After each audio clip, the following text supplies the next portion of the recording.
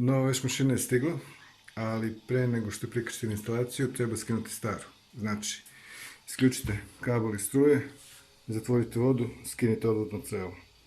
Prilikom skidanja ovog dovodnog i odvodnog creva izliće se malo vode, to što je u crevu, ali ništa bitno.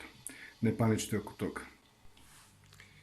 Raspakujte mašinu i stavite na mesto.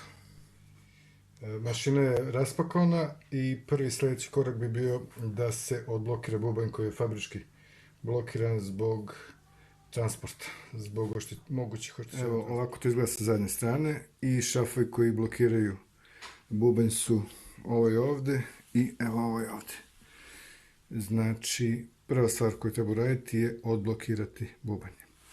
Sve to imate i u uputstvu koje stiže sa svakom novom veš mašinom. A ako baš niste sigurni, imate mogućnosti, provjerite i na sajtu.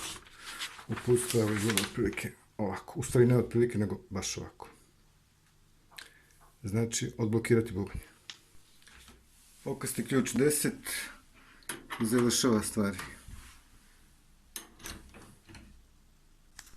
Budite pažljivi, sa ovim šafovima velikim trebaju da izađu i ove čaure koje su unutra. Dešava se da ova guma otpadne i da čaur ostane unutra.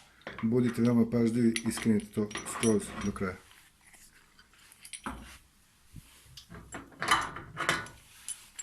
To je to što se tiče blokiranja mašine, odnosno blokadi.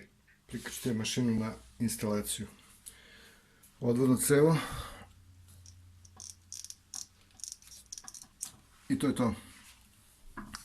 Također priključite i vodu. Nivelišite mašinu. Pre prvog puštanja u rad obavezno nivelišite mašinu, jer loše nivelisana mašina skače po kupatilu i pravi buku dok radi.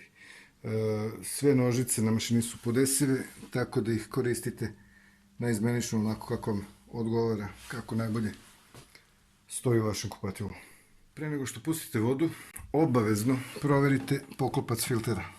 Da li je na mestu i da li je dobro zatvoren. Ovdje je sve ok. Možete mašinu u struju. Pustite vodu.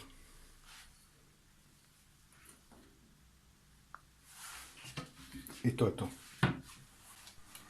Odaberite kraći program i pustite na prazno da izvrti.